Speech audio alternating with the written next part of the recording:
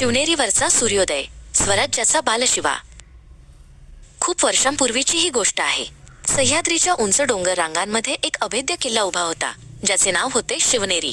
हा किल्ला इतका उंच होता की जणू तो ढगांशी गप्पा मारत असे. निळे आकाश आणि चहूबाजूंनी पसरलेली हिरवीगार झाडी यांमुळे शिवनेरी अतिशय सुंदर दिसत असे. या किल्ल्यावर राहणाऱ्या जिजाऊ मांसाहेब अतिशय शूर आणि दयाळू होत्या. त्या अनेकदा गडाच्या बाले किल्ल्यावरून दूरवर पसरलेल्या प्रदेशाकडे पाहत असत. त्यांच्या मनात एकच विचार होता, वजा आपल्या रयतेला जुलमी राजवटीतून मुक्त करायचे आणि स्वतःचे स्वराज्य स्थापन करायचे. जिजाऊंनी गडावरील शिवाई देवीच्या मंदिरात जाऊन मनोभावे प्रार्थना केली. त्या म्हणाल, हे आई शिवाई, मला असा पुत्र दे जो अन्यायाविरुद्ध लढेल, दीनदुबळ्यांचे रक्षण करेल आणि या भूमीवर सुखाचे राज्य आणेल.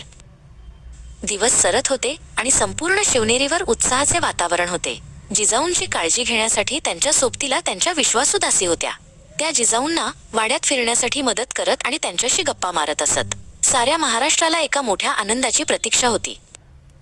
19 फेब्रुवारी 1630चा तो ऐतिहासिक दिवस उजाडला. पण त्या आधीची रात्र शिवनेरीवर खूप शांत होती. गडाच्या तटबंदीवर मशाल पेटवून पहारेकरी लक्ष ठेवून होते. आकाशात चांदण्या लुकलुकत होत्या आणि जणू निसर्गही एका महापुरुषाच्या आगमनाची वाट पाहत होता. हळूहळू पहाट होऊ लागली. पूर्वेकडून सूर्याची पहिली सोनेरी किरणे शिवनेरीच्या शिखरावर पडली. संपूर्ण सह्याद्री सोन्यासारखा चमकू लागला. पक्ष्यांचा किलबिलाट सुरू झाला आणि गार वारा सुटला.